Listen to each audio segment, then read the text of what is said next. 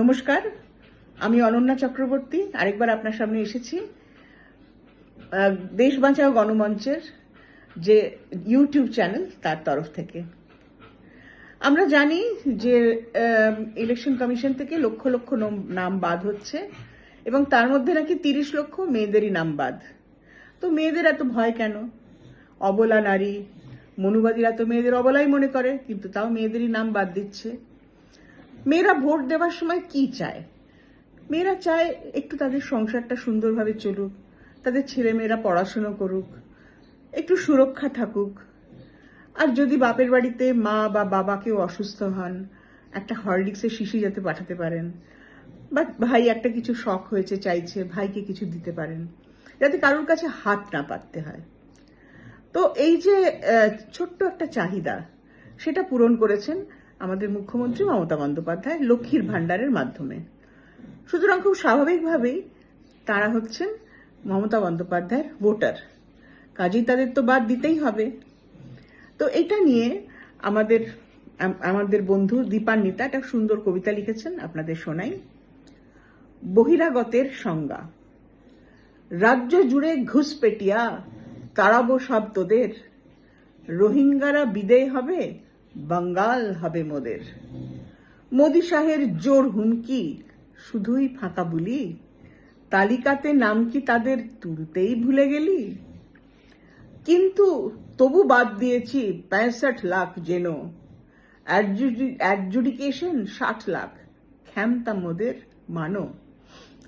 নিচু বর্ণের হিন্দুরা বাদ দিয়েছি মুসলিম, শিখ, জৈন, পার্সিদেরও মুছবো দেখিস একদিন।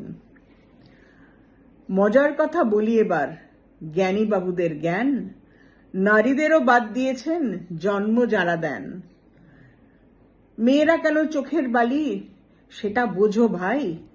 মুখটি বুঝে সহ্য করা তাদের ধাতে নাই, বাঙালি মেয়েদের ধাতে নাই। ভাণ্ডারটি হাতে পেয়ে বাড়ল বুকের বল, জোর জুলুমে রুখে দাঁড়ায় বঙ্গনারীর বল। বাংলা মারা প্রতিবাদী মাতঙ্গিনীর জাত, লাখে লাখে নাম কাটো ভাবছ দিদি কুপকাত।